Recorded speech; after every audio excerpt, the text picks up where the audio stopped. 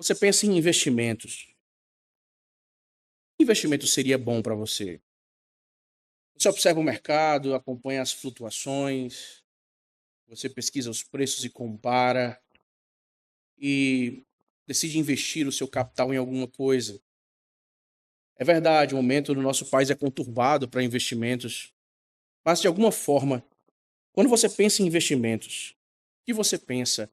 No que você investiria que fosse sinônimo de um investimento adequado, positivo, correto? Muitos pensam em investimentos e imaginam então uma casa, afinal de contas, a tão sonhada casa própria. Outros já parecem calcular que, para as suas próprias necessidades, a essa altura, um investimento a fazer seria o da aquisição de um carro. Outros pensam em terrenos, outros em aplicações financeiras. São tipos de investimentos, meus irmãos, que aos nossos olhos comunicam prosperidade e sucesso.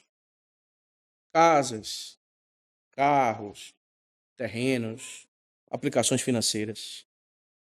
Mas e se um investimento adequado fosse oferecido a você a partir de um túmulo? Geralmente, não pensamos um túmulo como investimento. Geralmente, nós não consideraríamos essa opção como sendo uma opção de investimento bem-sucedida. Nós queremos aquilo que, de alguma forma, aponta para a realização de sonhos e projetos. E certamente o túmulo não é realização de sonho algum. E, portanto, parece não soar como um bom investimento ou como um investimento bem-sucedido.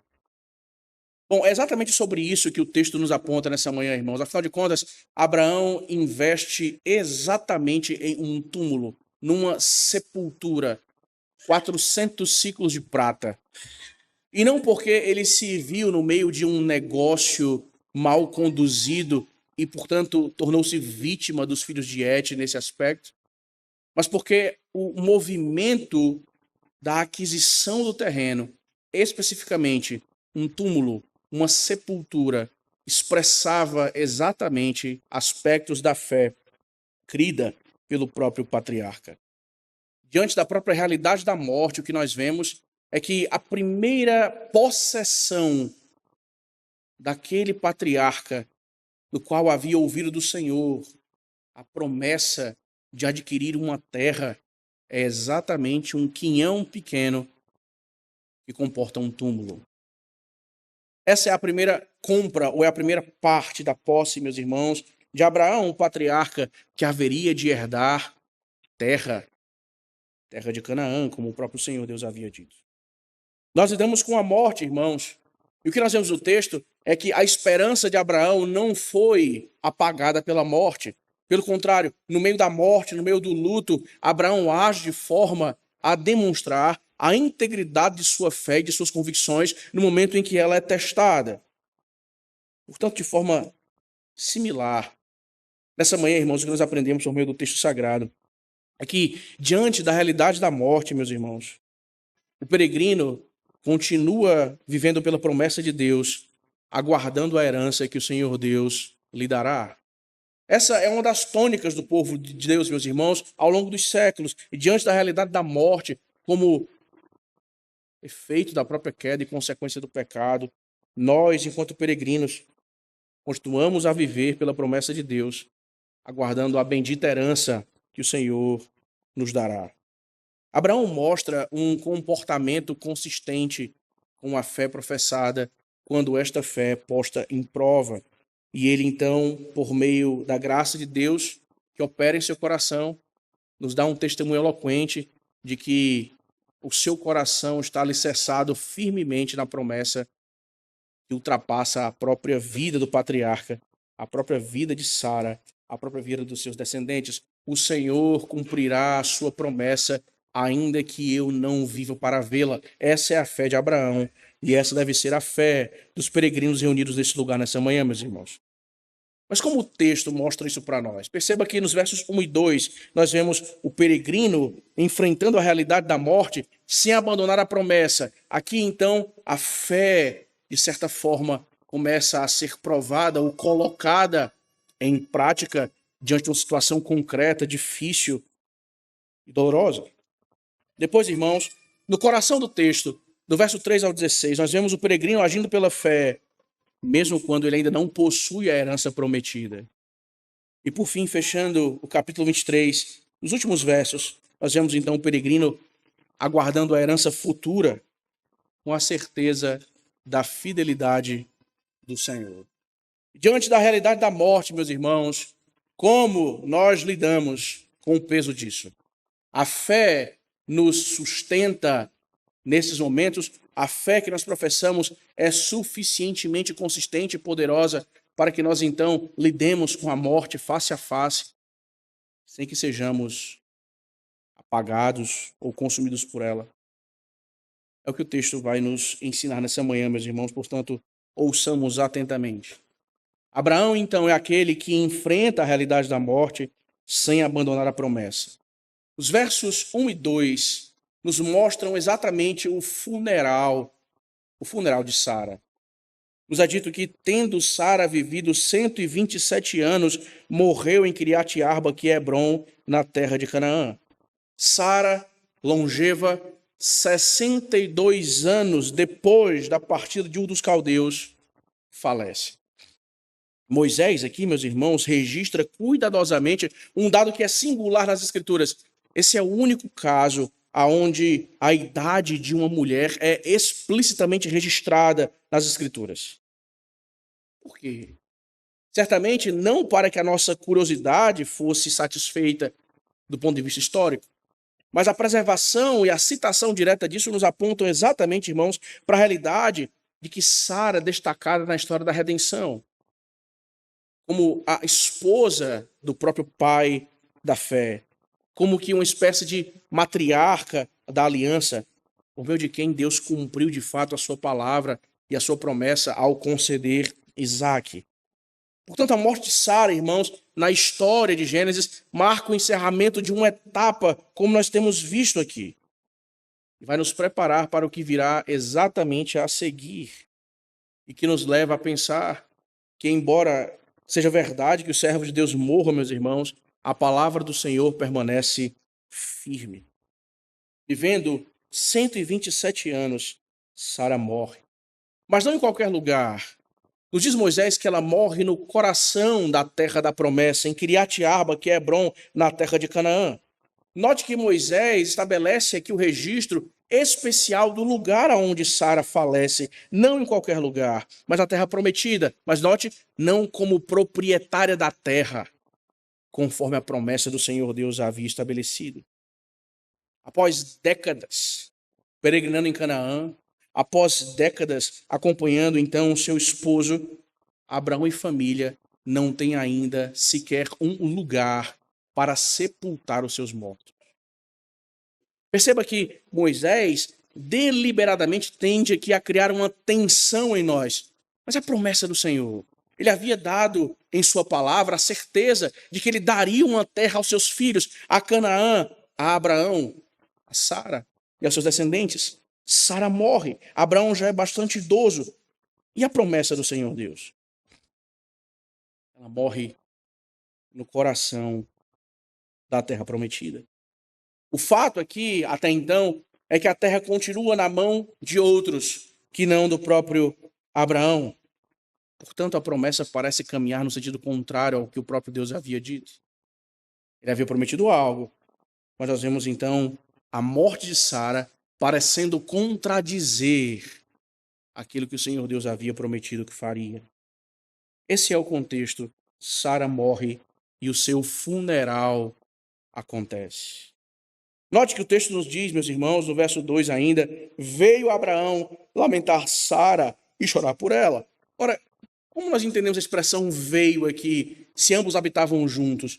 Note, a ideia aqui para veio é quase que literalmente aproximou-se para o funeral ou veio até o lugar onde estava o seu corpo. Esse é um dia de profunda tristeza na terra da promessa. Abraão chega em sua tenda para acompanhar o funeral de sua esposa. Note que as palavras usadas aqui, irmãos, os dois verbos não são meramente sinônimos, mas a ideia aqui é demonstrar que o choro de Abraão é sincero. Ele lamenta por Sara e chora por ela. Ele lamenta profundamente a morte de sua esposa. O texto nos aponta o fato de que Abraão sofre um golpe devastador. É interessante como Abraão reage a isso. Nos diz o texto que o patriarca não esconde as suas lágrimas e não reprime o seu lamento. A própria ideia aqui, irmãos, de lamentar, literalmente significa fazê-lo com gritos, não de maneira histérica, mas dando aqui a ideia de que há um profundo pesar, uma profunda dor. Abraão não está fingindo um papel, ele de fato tem sentido o peso da morte de sua esposa, juntamente com um copioso choro. A fé bíblica, meus irmãos, jamais confundiu o choro e o luto em momentos assim com infidelidade ou falta de confiança no Senhor. É verdade que às vezes nós somos tentados a isso. É verdade que às vezes no meio do luto nós pecamos demonstrando nossa própria infidelidade e falta de confiança no Senhor. Mas o luto e o choro são adequados diante da realidade e do peso da morte, irmãos. Confiar em Deus não é se manter insensível ao peso da realidade diante da morte. Portanto, o copioso choro de Abraão e o seu lamento por Sara não é manifestação de incredulidade. Pelo contrário, irmãos, é a manifestação de um coração que sente a realidade do peso e da presença da consequência direta do pecado, a morte e, portanto, a separação causada pelo pecado, mas que deve ser enfrentada com esperança na promessa do Senhor. 127 anos depois, ou tendo Sara vivido 127 anos, morreu em Kiriat Arba. Ora, irmãos, notem, Deus é o Deus que dá a vida, mas o Senhor também é o Deus que escreve os dias da despedida. Você consegue imaginar pelo texto, irmãos, Abraão entrando naquela noite, naquela tenda, onde durante décadas ele havia ouvido a voz de Sara, mas pela primeira vez havia silêncio. Pela primeira vez não haveria conversa, nem resposta. Havia silêncio. A sua companheira de toda uma jornada já não estava mais ali. Mas a promessa estava. A promessa permanecia de pé. Imagina, irmãos, Abraão olhando Sara pela última vez.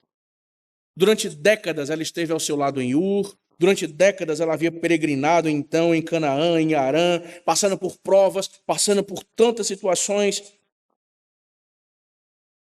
Agora, Abraão vê a face de sua esposa pela última vez. Na verdade, esse é o peso do texto, quando diz no verso 3, levantou-se depois de Abraão da presença de sua morta. A ideia de a presença da morta aqui é chorar sobre a face.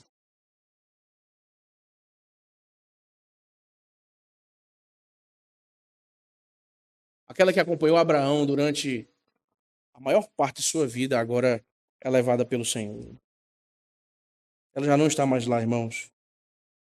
Deus havia determinado que aquele momento fosse exatamente o momento do último olhar. Sabe, um dia também haverá, meus irmãos, um último olhar, um último abraço, uma última refeição em família, uma última oração sua do lado daqueles a quem você ama. O problema é que nós vivemos como se essas coisas nunca fossem chegar. Nós achamos que essas coisas nunca nos alcançarão. Nós achamos que essas despedidas estão muito distantes de nós. Mas Deus nunca prometeu isso. Mas dia, ou menos dia, essas coisas nos alcançarão. E a grande questão, irmãos, é exatamente essa. Se hoje fosse a última oportunidade de amar, de perdoar, de reconciliar-se, haveria alguém para quem você deveria correr rapidamente antes que o sol se pusesse sobre a sua vida. E se hoje fosse a última vez? E se hoje fosse o último dia? Abraão chora, Abraão lamenta, Abraão levanta-se da face de sua própria esposa falecida. E o texto nos mostra, irmãos, que a morte nos mostra dores que revelam aquilo que governa o nosso coração. Perceba, a maneira como nós reagimos ao luto, a maneira como nós reagimos à dor, fala eloquentemente a respeito de onde nosso coração repousa e o que de fato o governa. Abraão chora copiosamente, irmãos. Abraão sente o golpe, mas veja, Abraão não abandonou o Senhor. A quem na primeira oportunidade ou na primeira situação onde experimenta uma grande perda, conclui que o Senhor Deus deixou de ser bom, conclui que o Senhor Deus deixou de ser digno da adoração e do serviço, conclui que Deus deixou de agir providencialmente para consigo. Mas há outros que justamente quando tudo aquilo que lhes é mais valioso é arrancado, é que descobrem o próprio Senhor Deus como sendo o fundamento de sua vida e o seu alicerce supremo. Nós passamos por aflições, meus irmãos. Entenda, a próxima aflição, grande ou pequena, que você passar, revelará exatamente aonde o seu coração está. Não é que elas criam um novo coração, irmãos, mas elas apenas revelam aonde a nossa fé sempre esteve. Se o Senhor Deus tocar naquilo que você mais ama hoje, o seu coração correrá para Ele ou fugirá dele. Se o Senhor Deus tomar de você aquilo que você mais ama, o seu coração responderá com angústia e amargura contra o Senhor ou com satisfação nele. Há pessoas, irmãos, que descobrem numa enfermidade que amavam mais a saúde do que amavam ao Senhor. Há pessoas, meus irmãos, que descobrem numa crise financeira que confiavam mais no dinheiro do que confiavam no próprio Deus da providência. Há quem descubra, à luz da perda de um ente querido, que a sua esperança está inteiramente presa e ligada a essa vida. Você talvez não perceba o quanto você ama o mundo, até que Deus lhe tire uma única pessoa, ou tome de você aquilo que você mais ama.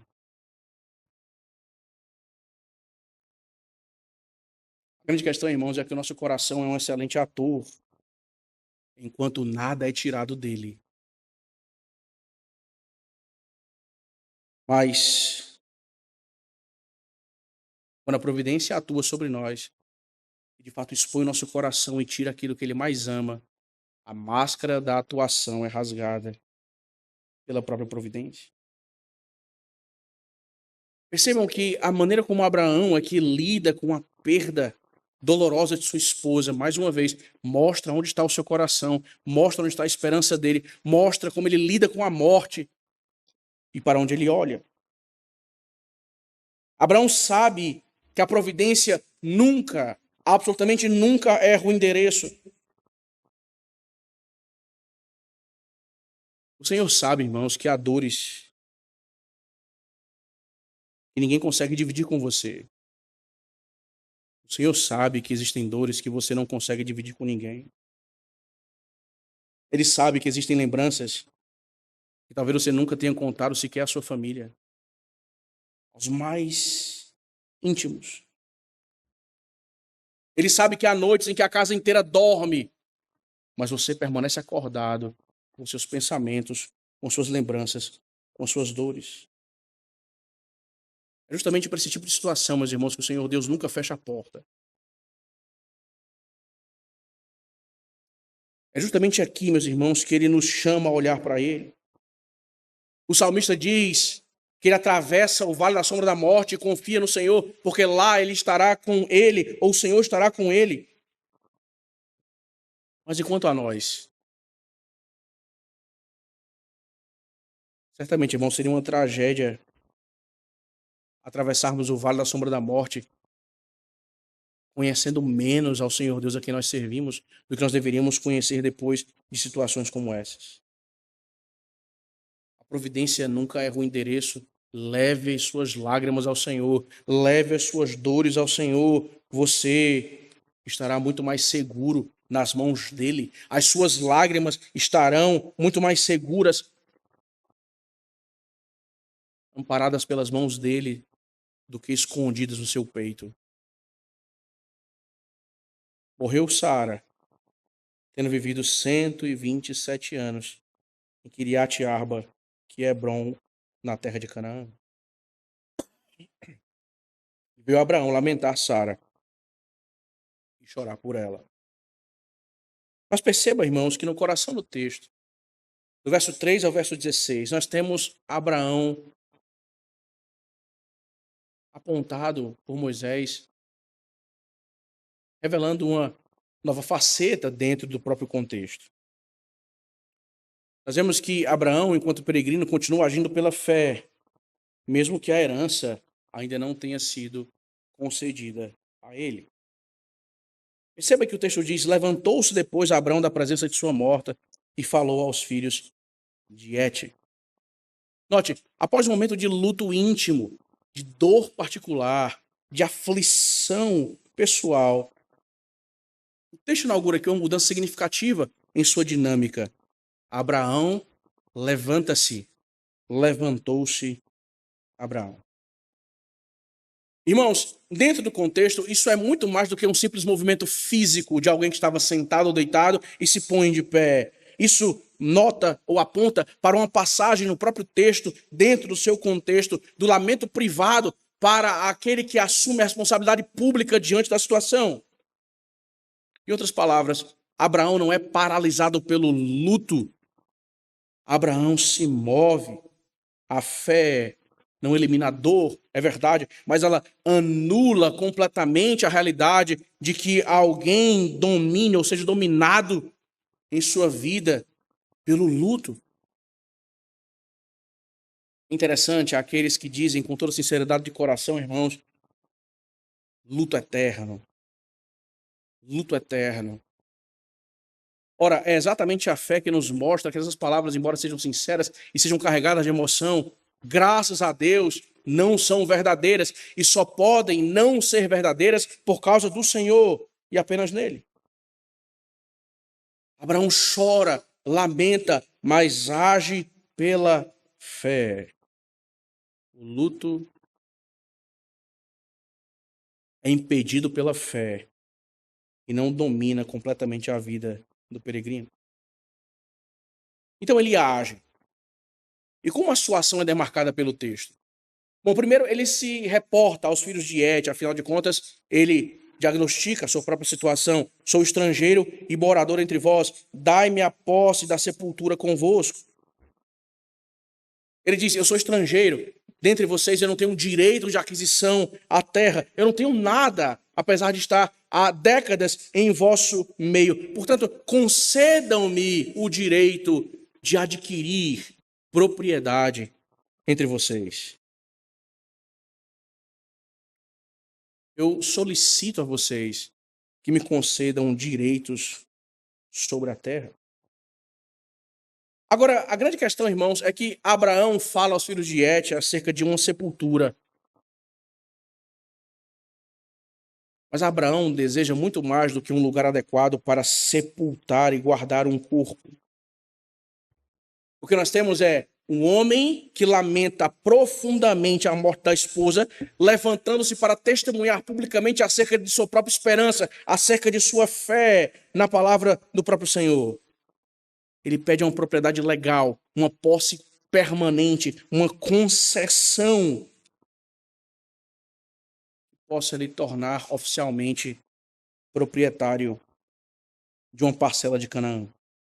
Qual é o ponto, então? A morte de Sara se revela como palco, uma oportunidade para que Abraão adquira não apenas uma porção de terra para sepultar a sua esposa, mas para que ele demonstre a fé em seu coração de que ele confia que a palavra do Senhor Deus se cumprirá, que as promessas do Senhor Deus serão estabelecidas, ainda que ele não veja. Ele é poderoso para cumprir. E se eu não enxergar o cumprimento dessas coisas, certamente os meus descendentes verão. Abraão mostra a fé de que a promessa ultrapassa a sua própria vida. E, portanto, ele segue firme, entendendo que, mesmo que ele mesmo morra, a semelhança do que aconteceu com Sara, Deus cumprirá a sua palavra. Conceda-me uma sepultura para que eu sepulte a minha morta. Os filhos de Et, irmãos, respondem com aquilo que parece ser uma cortesia ou um trato de fato educado e que considera Abraão, estão dispostos de fato a servir ao patriarca. Eles dizem: ouve-nos, Senhor, tu és príncipe de Deus entre nós. Sepulta numa das nossas melhores sepulturas a tua morta. Nenhum de nós te vedará a sua sepultura para sepultares a tua morta. Note que o testemunho de Abraão entre os povos continua, meus irmãos, segundo a graça de Deus, consistente. Os ímpios reconhecem características em Abraão que não são explicadas pela mesma conjectura que enquadra a vida dos próprios ímpios. A ideia aqui de és príncipe do Senhor ou príncipe de Deus é uma espécie de superlativo. Não é necessariamente que eles estejam, de alguma forma, validando a fé de Abraão, mas tu és alguém destacado entre nós. Ou seja, nós não te consideramos simplesmente como um residente forasteiro sem direito à terra. Tu és príncipe de Deus entre nós. Portanto, sepulta numa das melhores sepulturas na tua morte. Há um respeito, sim. Há uma consideração, sim. Por trás dessas palavras, eles reconhecem, de alguma forma, a influência de Abraão, mas não lhe concedem propriedade da terra. A ideia aqui, irmãos, é que essa posse fosse temporária. Nenhum de nós vedaremos a nossa sepultura, a nossa, enterra a tua morta. Quando for necessário que nós as utilizemos, retira os ossos de tua morta e nós usaremos a nossa sepultura. Parecem palavras dispostas a dar a Abraão o que ele quer. Mas educadamente, de maneira cortês, os limites são aqui estabelecidos. Mas Abraão não quer, irmãos, uma doação. Abraão não quer um presente, não quer uma dádiva. Ele deseja adquirir publicamente direitos sobre parte da terra, como manifestação de sua própria fé em meio à morte. Por isso ele diz: se é do vosso agrado que realmente eu enterre minha morte entre vocês, atuem como intercessores diante de Efrom, a quem é dito aqui, para que ele me dê, no verso 9, a caverna de Macpela, que tem no extremo do seu campo, que me dê pelo devido preço, em posse de sepultura entre vós. Abraão insiste em pagar, ele insiste em tirar do seu bolso integralmente o valor para adquirir a propriedade. Não porque Abraão é alguém mesquinho, não porque ele deseja sinalizar riqueza e soberba, mas porque ele não quer que aquilo que acontecerá fosse contestado depois. Um presente dado, uma doação concedida, quem sabe, gerações mais tarde, poderia ser revogada. Ele deseja, então, confirmar de maneira oficial o seu intento. Por isso, intercedam junto a Efrom. Há uma capela, falem com ele, intermediem a negociação para que eu, por devido preço, adquira a sepultura. Nos diz então no verso 10 que a figura de Efrom agora entra na cena. Efrom, o heteu, sentando-se no meio dos filhos de Et, respondeu a Abraão, ouvindo os filhos de Et, a saber, todos os que entravam pela porta da sua cidade. O que Efrom diz? Ouçam as palavras dele, irmãos. De modo nenhum, meu senhor. Verso 11. Ouve-me. Dou-te o campo e também a caverna que nele está. Na presença dos filhos do meu povo te dou. Sepulta a tua morta. Mas à frente, Efrom vai dizer no verso de número 15. Meu senhor, ouve-me. Um terreno que vale 400 ciclos de prata. Que é isso entre mim e ti? Sepulta ali a tua morta. Depois das trocas de formalidades, O que parece acontecer é um Efrom disposto a servir a Abraão, concedendo-lhe aquilo que ele deseja gratuitamente. Mas são apenas formalidades. Efrom, meus irmãos, não é apenas um vendedor sagaz. Efrom utiliza-se de uma estratégia sutil que mescla sua posição social com um falso desapego para tirar de Abraão o máximo que ele possa tirar de valor.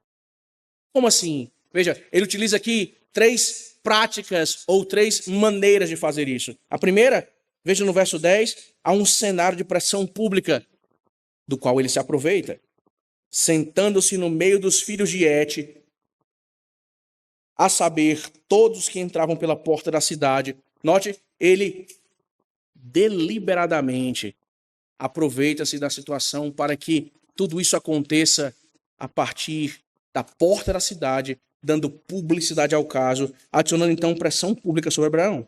Qual é o ponto? Recusar o que haveria de vir em sua oferta poderia ser tido como uma ofensa por aquele que não deseja abraçar a cortesia oferecida. Sobretudo se isso fosse feito em público. O segundo passo na estratégia de Efrom, meus irmãos, que ele utiliza é exatamente manifestar uma falsa generosidade com base em um falso apego. Ele diz então no verso 12, ou melhor, no verso 11, meu senhor, dou-te o campo e também a caverna que nele está. Na presença dos filhos do meu povo eu te dou, sepulta a tua morta.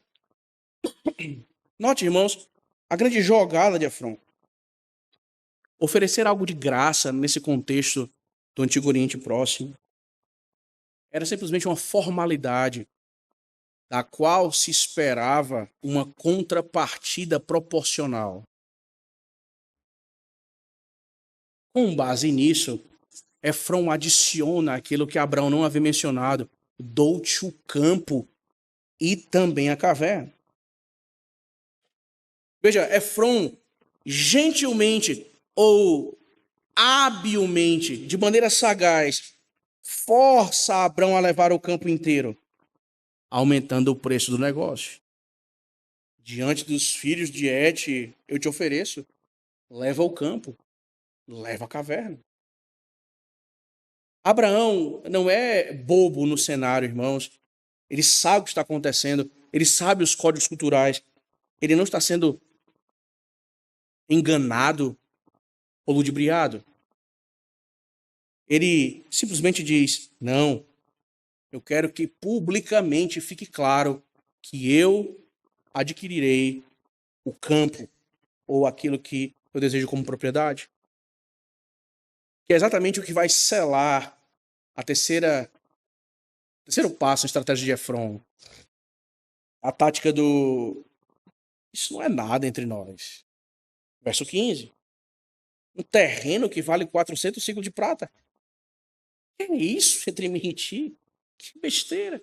É irrisório. Sepulta ali a tua morta. Que Abraão tinha dito antes, irmãos, no verso de número 13, se concordas, ouve-me, peço-te, darei o preço do campo. Efrom dá um jeito de falar o preço do campo sem colocar numa conjuntura de venda.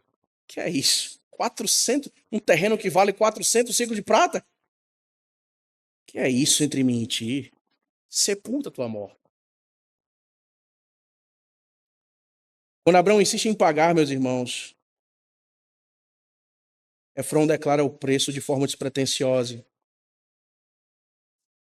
Quando ele diz assim, o que é isso entre nós? Ele está fingindo que a quantia que ele estabelece é uma quantia irrisória. Quando, na verdade, ele inflaciona o preço exorbitantemente. Para quê? O seu terceiro passo consiste em uma simples ideia. Se Abraão pechinchar o preço, isso pode ser tomado como uma ofensa à generosidade de Efrom. Eu dou até o campo. 400 ciclos de prata? Que é isso? Eis um negociador sagaz. 400 ciclos de prata, irmãos, seria o equivalente a mais de 30 anos de salário.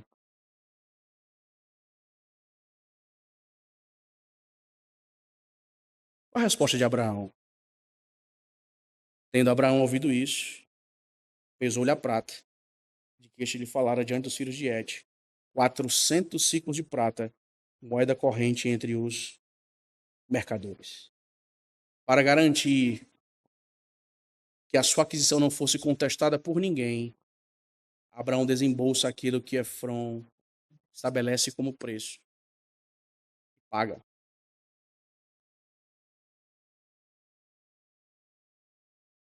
Em um momento, mais de 3 décadas de trabalho evaporaram. Foi um grande negócio para Efrom, sem dúvida alguma, irmãos.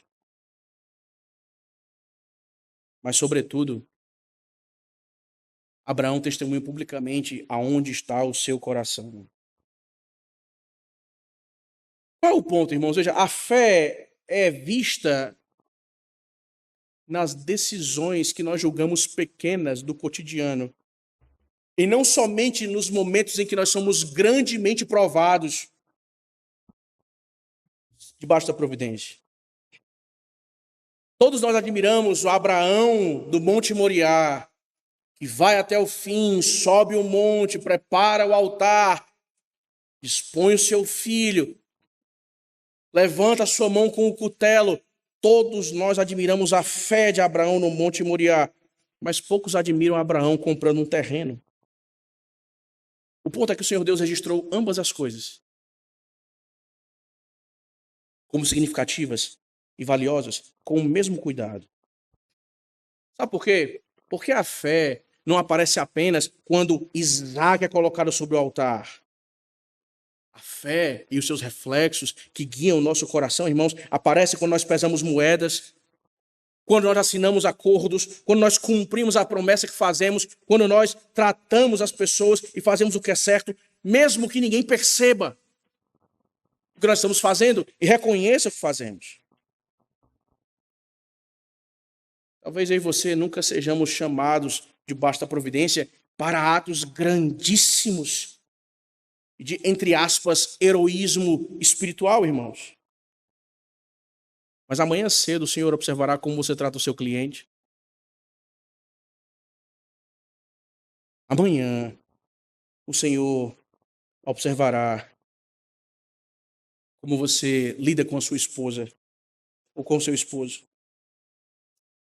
Como você se refere a um funcionário, a um vizinho, a um irmão da igreja, aos seus filhos.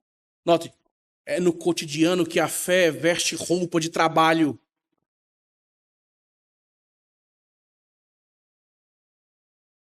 É ali que a fé deixa de ser objeto do nosso discurso e passa a integrar exatamente a nossa prática, moldando o nosso caráter. Parece um texto sem momento apoteótico algum. Abraão compra um terreno, quase, segundo os olhos de alguns, ludibriado por Efrom, mas não se trata disso, irmãos. Abraão nos mostra, segundo a graça de Deus, que o nosso coração revela exatamente onde ele está, ou a nossa verdadeira riqueza, quando precisa abrir a mão, ou quando o bolso é ferido. 400 ciclos de prata desapareceram assim das mãos de Abraão. Mas você consegue perceber nas linhas do texto? A paz não desapareceu do coração do patriarca. Por que isso, irmãos? Há pessoas que perdem dinheiro e continuam adorando a Deus. Mas há outras que perdem muito menos e perdem também a sua alegria, o seu vigor, a sua gratidão e a sua paz. Você consegue perceber? O problema nunca foi a quantidade que saiu das mãos ou que foi subtraída das mãos, mas o lugar aonde a fé ocupava o coração.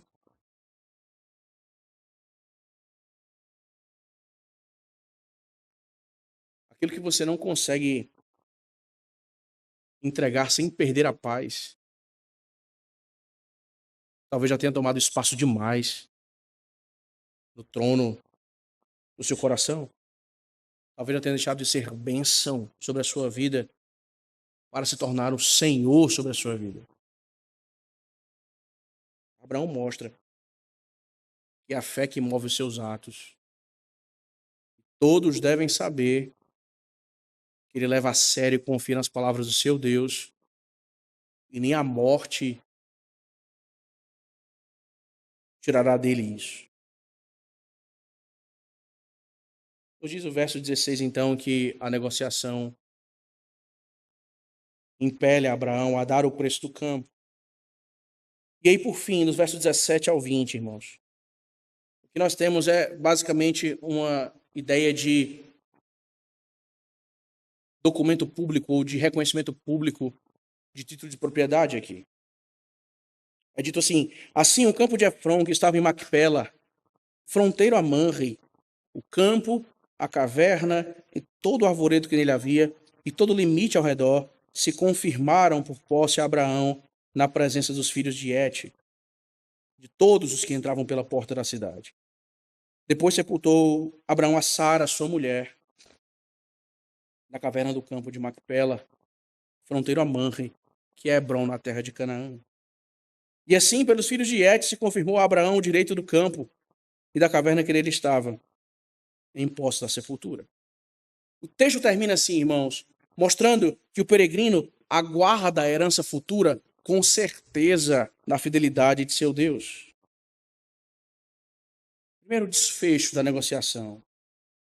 Campo e tudo que está ao seu redor, ou tudo que compreende esse perímetro, foi confirmado por posse a Abraão.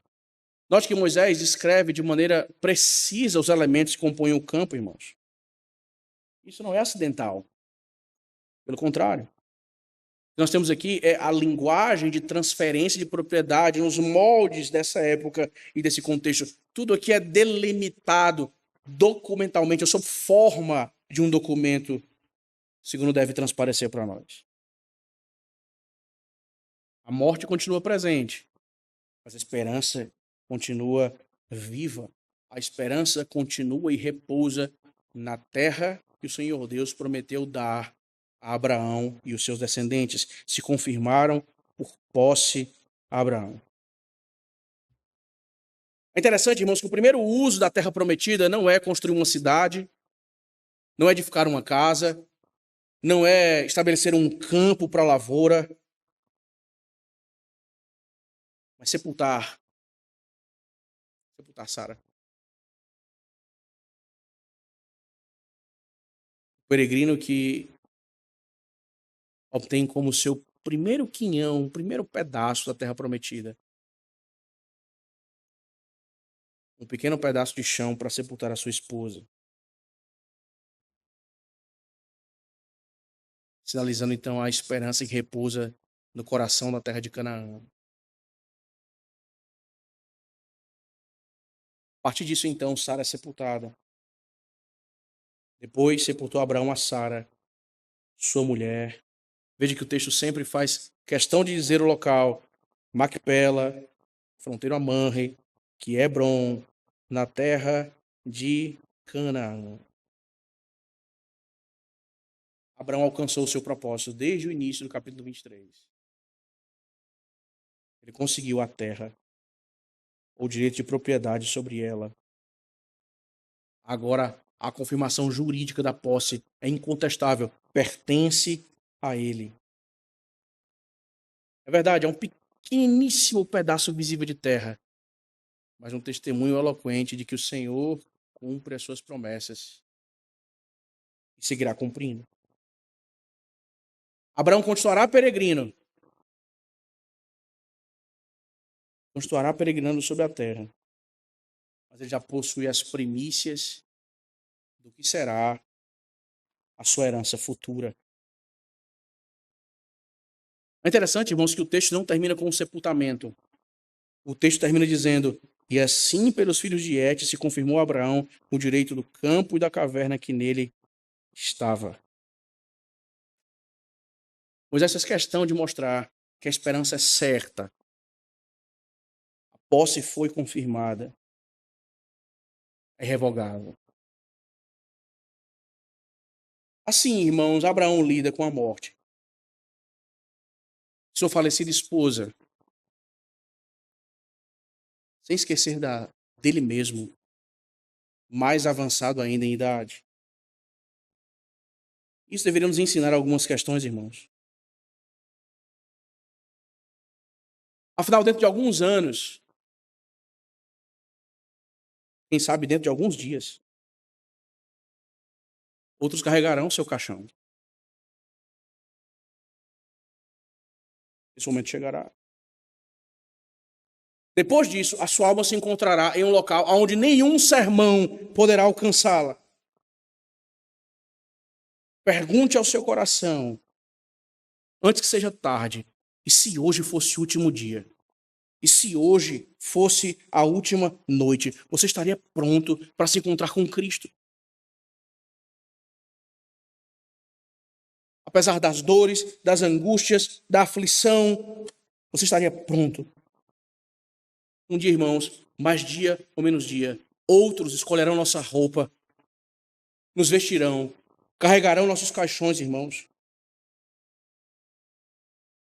os depositarão na terra. Quando esse dia chegar, a única pergunta que interessará é: nós vivemos e morremos confiando em Cristo? Nesse momento, nada adiantará o seu patrimônio acumulado, os títulos que você conseguiu, o carinho da sua família, o nome e a sua reputação. Só uma pergunta interessará: você viveu, morreu confiando em Cristo? Essa pergunta conduzirá ao destino eterno para todo sempre. O que o nosso funeral dirá a respeito da nossa fé, meus irmãos? O que ele dirá? Pastor, que coisa indigesta. Morte. Sobretudo, nos apontar diante da própria morte, colocando sobre a nossa face.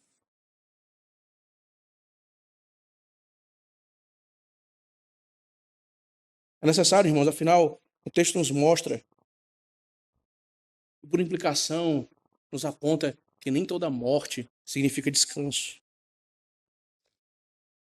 Em todo funeral, sempre há aquele que diz, finalmente descansou, ou descanse em paz. O ponto, irmãos, é que nem todo silêncio é paz. Nem todo túmulo guarda um remido pela graça do Senhor.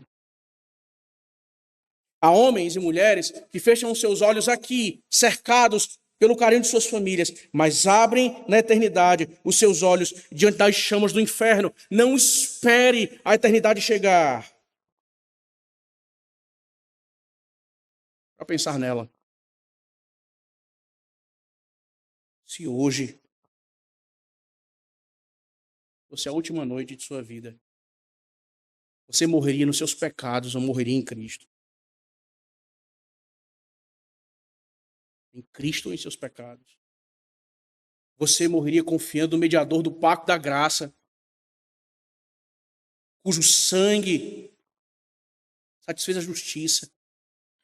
Ele salvou. Ou você morreria sem esperança no meio dos seus próprios pecados? Morte, irmãos, consequência da queda, nos alcançará. Luto é parte da nossa experiência humana depois da queda. Mas como nós lidamos com ele? No mundo tão psicologizado como o nosso, irmãos, o luto também é distorcido. E, obviamente, analisado pelas lentes humanistas, não adequado segundo a palavra. Veja, qual o melhor lugar para corações enlutados estarem? Exatamente. Diante dos pés de Cristo. Talvez você ainda saiba exatamente o dia em que recebeu aquela ligação. Talvez a sua memória ainda consiga ouvir a última conversa, lembrar do último abraço, sentir o vazio que ninguém vai conseguir preencher. Note, a dor da separação é real, mas não permita que ela o afaste dos pés daquele que venceu a morte, portanto, o Senhor dos Senhores. Leve o seu luto para Cristo. Aquele que um dia chamou o morto Lázaro à vida é suficientemente forte para sustentar um coração devastado pela dor do luto, pela dor da perda. Mas por que, irmãos? Por quê? Depois de fustigar o nosso juízo com a severidade da morte e com aquilo que nos aguarda, e suscitar então a nossa atenção, o texto nos consola. A fé de Abraão nos mostra que nós não caminhamos simplesmente para a morte, nós caminhamos em direção ao Rei vivo. Não simplesmente para um túmulo, não simplesmente para um jazigo, mas nós caminhamos para a presença do Rei dos Reis. Abraão deixou Sara em sua caverna. Abraão sepultou Sara em seu jazigo, mas aguardando a promessa. Abraão faz todo o esforço para comprar a sepultura, para que apontasse a sua própria fé naquilo que viria. Irmãos, nós olhamos para um sepulcro vazio.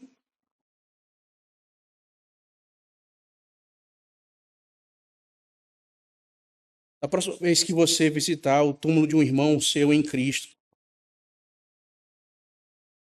lembre-se que aquele não é o ponto final. Lembre-se que aquilo nada mais é do que a sala de espera da ressurreição. O dia está chegando, o dia está às portas, em que a voz do Filho vai atravessar todos os cemitérios desse mundo. Nesse dia, nenhum, sequer um dos que morreram em Cristo ficará para trás. O luto, meu irmão, não é eterno. Ele terminará.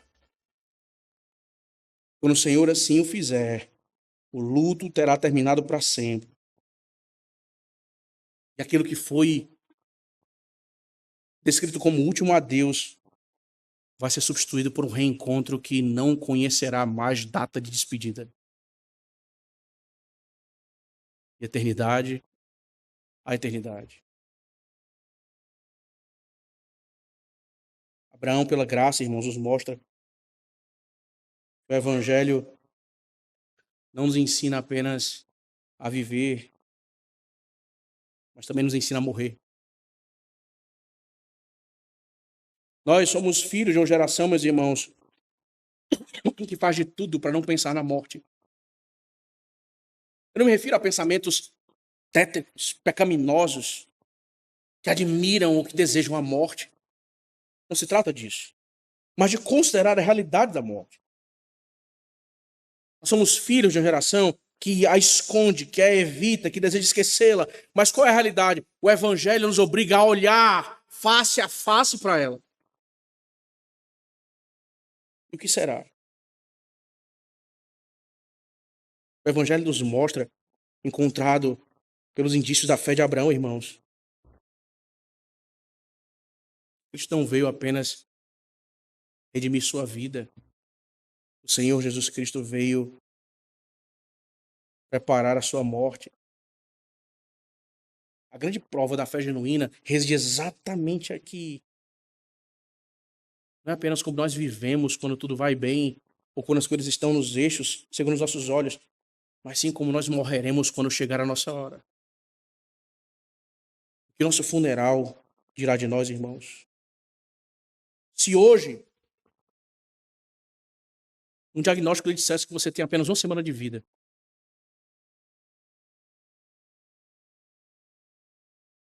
o que seria ouvido em seu coração? O que ocuparia seu coração? Paz ou desespero? esperança ou terror. Perceba, o evangelho prepara o crente para que ele diga como Paulo: viver é Cristo e morrer é lucro.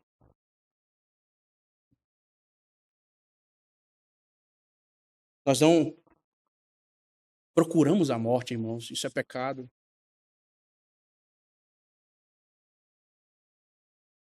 Mas nós enfrentamos a morte à luz daquele que a venceu. Portanto, preste atenção um pouquinho no dia de hoje e de onde você está.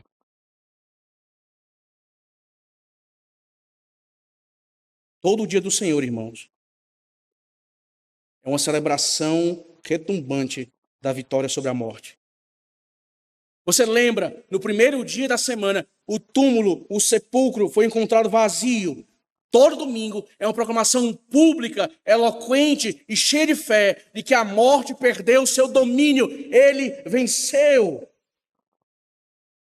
Talvez você tenha chegado com o seu coração cheio de saudade de alguém que partiu. Talvez a morte tenha visitado você, irmão.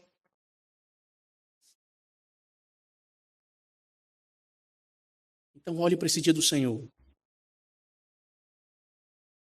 Olhe para todo o dia do Senhor. Olhe para cada domingo que o Senhor Deus te dá. Nós não nos reunimos porque nós ignoramos a morte, irmãos. Nós nos reunimos porque nós conhecemos aquele que a venceu. O cristão canta aos domingos, não porque a vida é fácil, mas porque o sepulcro está vazio, o rei está vivo e a morte já não tem a última palavra. É por isso que nós cantamos, é por isso que nós oramos, é isso.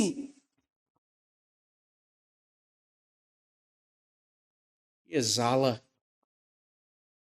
dentre tantas outras fragrâncias do ajuntamento solene. Por isso, treine o seu coração. Quando você entrar na igreja no próximo dia do Senhor, seja consciente que na sua mente, de modo tão vívido, seja impresso isso. A cada dia do Senhor, lembre-se que nós estamos ensaiando para o último domingo da história.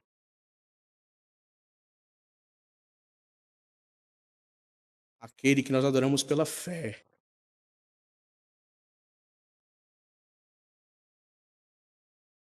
Será visto pelos nossos olhos diante de nós. Não haverão mais sepulturas ou cemitérios, nem mortos ou enlutados. O Cristo que hoje, nessa manhã e logo mais à noite, nós adoramos pela fé e cantamos e oramos e ouvimos a sua palavra. Estará diante dos nossos olhos. Quando esse dia chegar, a morte será tão somente apenas uma lembrança daquilo que ele venceu por nós. Assim vivem, irmãos, os peregrinos, não buscando a morte, mas considerando que túmulos não são necessariamente um mau investimento, mas um momento da realidade em que a fé é colocada em prova e que, segundo a graça de Deus, nós respondemos a ela consistentemente, olhando para o Senhor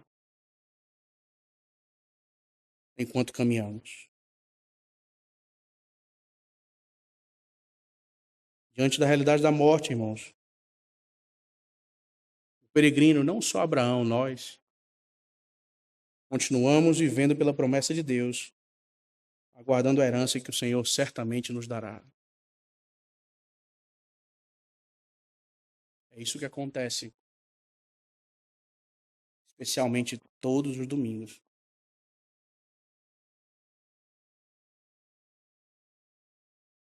Porque nesse momento, nós dizemos ao maior inimigo dos homens, aquilo que só por meio de Cristo nós podemos fazer e dizer.